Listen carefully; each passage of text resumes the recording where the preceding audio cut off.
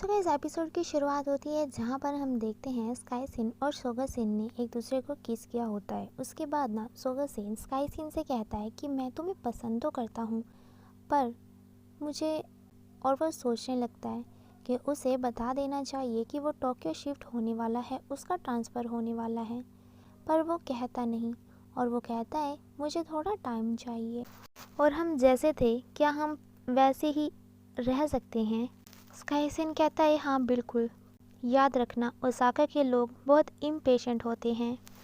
Next हम देखते हैं मिज़ुकी अपना बैग पैक करके जा रहा होता है। स्काई सिन उसे कह रहा होता है कि तुमने मुझे पहले ही क्यों नहीं बताया कि तुम्हारे पास रहने के लिए घर है। मिज़ुकी स्काई सिन को सभी चीज़ों के लिए थैंक्स बोलता है, उसे यहाँ काम देने के लिए और उसे यहाँ रहने देने के लिए। फिर हम देखते हैं स्काई सिन के शॉप पर जहाँ पर सोगा सिन के लिए ना स्काई सिन ने बहुत ही टेस्टी सी डिश बनाई होती है, जिसके बारे में पहले भी सोगा सिन ने कहा था कि उसे ये पसंद है। बाकी के कस्टमर मिज़ुकी के बारे में याद कर रहे होते हैं कि वो बहुत ज़्यादा मिस कर रही हैं मिज़ुकी को, और फिर वो स्काई सिन से पूछते हैं क्या तुमने उसे घर ड्रॉप किया। स्काई सिन कहता है नहीं, मैं क्यों ऐसा करता, और कस्टमर कहने लगते हैं कि तुमने ना उसे यहाँ से निकाल कर अच्छा नहीं किया, अब तुम्हें उसका श्राप लगेगा। जब वो ये बोलते हैं तभी वहाँ से बहुत सी बुरी चीज़ें होने लगती हैं। फिर वहाँ पर एक पर्सन आता है जिसके हाथ में एक पैम्पलेट होती है किसी और नए रेस्टोरेंट की, जहाँ पर 1500 योन में उन्हें बहुत सारी ड्रिंक्स और खाने का मिल रहा था। सोगा सिन स्काई सिन को हौसला देते हुए कहते हैं कि तुम्हारे रेगुलर कस्टमर कहीं नहीं जाएंगे, लेकिन रेगुलर कस्टमर भी एक अच्छे प्राइस को देखकर बदल जाते हैं। स्काई सिन सच में सोचने लगता है कि ये एक श्राप है। नेक्स्ट हम देखते हैं मिज़ुकी को और कनामे को। कनामे उसे सारी बात बताता है कि आज रेस्टोरेंट में हुआ क्या था, जिसे सुनने के बाद ना मिज़ुकी बहुत हंसता है। फिर वो पूछता है क्या तुम्हें लगता है स्काई सिन और सोगा सिन हमेशा साथ में खुश रह पाएंगे, जिस पर कनामे उसे बताने लगता है स्काई सिन ने सोगा सिन के लिए क्या क्या किया। उसके बर्थडे पर उसे सरप्राइज़ दिया और जो चीज़ें उसने कभी नहीं की वो सोगा सिन के लिए किया, जिस पर मिज़ुकी कहता है ये तो वन साइडेड लगता है। कनामे बताता है लेकिन सोगा सिन वो खेलने में अच्छा नहीं है, पर फिर भी उसने स्काई सिन के साथ स्क्वैश खेला था। मिज़ुकी कहता है बस इतना ही। नेक्स्ट हम देखते हैं कजायू चैन को, जो कि सोगा सिन से कह रही होती है स्काई सिन के लिए हमें कुछ करना चाहिए, यानी कि उसके रेस्टोरेंट के लिए, नया रेस्टोरेंट, कहीं उसके रेस्टोरेंट में कस्टमरों की कमी ना ला दे, इसलिए हमें कुछ करना चाहिए। जिस पर सोगा सिन ने एक प्लान बनाया था कि वो उसकी शॉप के डिशेस की वीडियोस बनाएंगे और उसे अपलोड करेंगे, जिससे उनकी शॉप बहुत सारे नए कस्टमर लेकर आएगी। वो कजायू चैन को प्लान्स के बारे में बता रहा होता है, तभी चीफ तकागी वहाँ पर एक नए एम्प्लॉय को लेकर आते हैं। चीफ तकागी कजायू चैन और सोगा सिन को उसे अपनी टीम में रखने के लिए कहते हैं। वो लड़का ना टोक्यो से आया था और उसका नाम कोजी था।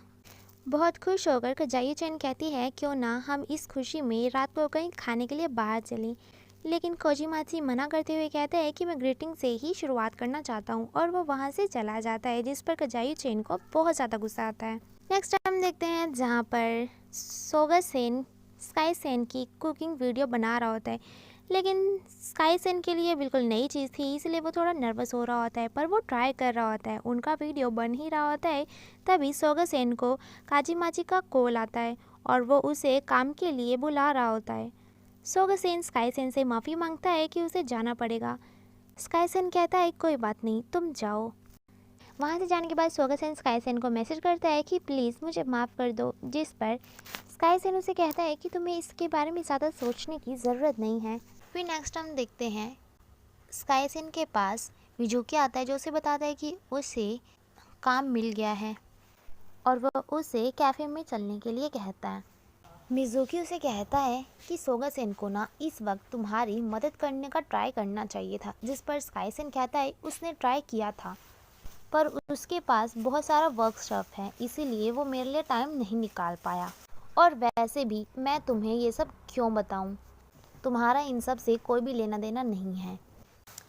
इसके बाद हम देखते हैं स्काई सिन की शॉप पर ना उसके रेगुलर कस्टमर फिर से आने लगते हैं, जिस पर वो बहुत ज़्यादा खुश हो जाता है पर वो कस्टमर इसीलिए आए होते हैं क्योंकि कम दामों पर जो उन्हें खाने पीने का ऑफ़र मिला था वो कुछ दिनों के लिए ही वैलिड था और उसके बाद उन्हें ज़्यादा प्राइसेस में वो खाना मिलने लगा।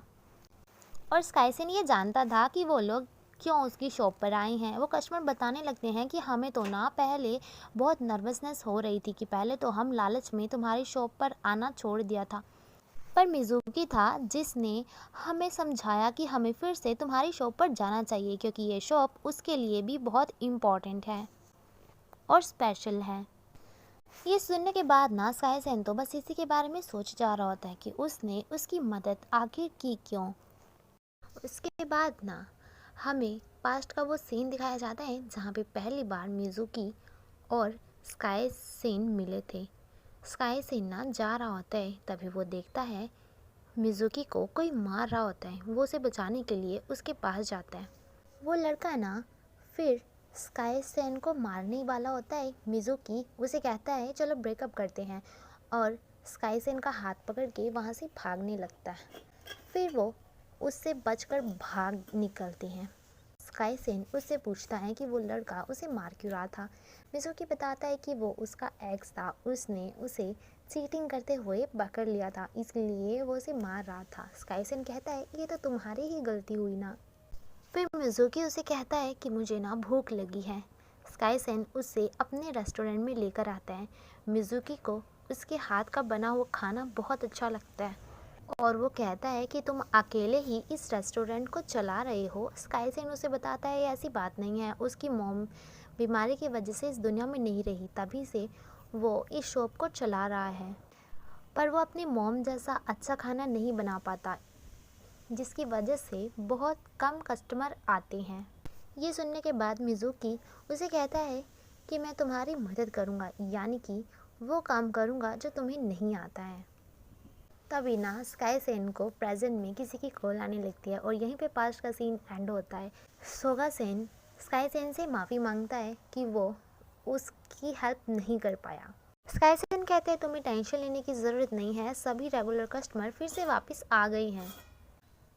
सोगासेन कहता है मैं माफ़ी के तौर पर तुम्हारे साथ खाना खाने के लिए जाना चाहता हूँ। स्काईसेन कहता है इसकी ज़रूरत नहीं है। सोगासेन कहता है पर मैं तुम्हारा फेस भी देखना चाहता हूँ और मुझे तुमसे कुछ इम्पॉर्टेंट बात भी करनी है। स्काईसेन कहता है पर तुम्हें काम नहीं है। सोगासेन कहता है मैं अपना काम पहले से ही फिनिश कर लूँगा। इसके बाद क्या सोगासेन अपने सभी कामों को ख़त्म करने लगता है और मैसेज करता है स्काईसेन को कि कल हम 7 बजे मिलेंगे। अपना सारा काम फिनिश करने के बाद सोगासेन जाने ही वाला होता है, तभी कोजीमाची उसके पास आता है और उसे बताता है कि उसने अपना काम सही टाइम पे पूरा नहीं किया और अब उसे सोगासेन की मदद की ज़रूरत है क्योंकि ये इस काम को डिले नहीं कर सकते। फिर क्या सोगासेन को फिर से स्काईसेन से माफ़ी मांगनी पड़ती है कि वो उसके साथ नहीं आ सकता। स्काईसेन उसके बात को समझता है और कहता है कोई बात नहीं, फिर कभी हम प्लान बनाएंगे और कॉल कट कर देता है। लेकिन वो सच में बहुत ज़्यादा सैड होता है। उसके पास फिर मिज़ुकी आता है और वो कहता है कि उसे पता लगा था स्काईसेन डेट पर आया है, तो वो तो बस उसे देखने के लिए यहाँ पर आया था। और वो स्काईसेन से कहता है क्या हुआ, सोगासेन ने फिर से कैंसिल कर दिया।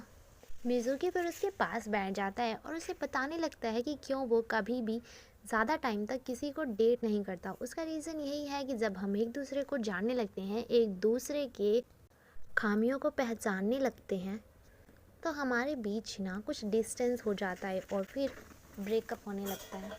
मैं कितना भी सेल्फिश रहा हूँ, मैंने कितना भी तुम्हारे साथ रूड बिहेव किया, पर तुम कभी भी मुझसे थके नहीं और बस मैं ये चाहता था कि तुम मुझसे कुछ ज़्यादा ही प्यार ना करने लगो।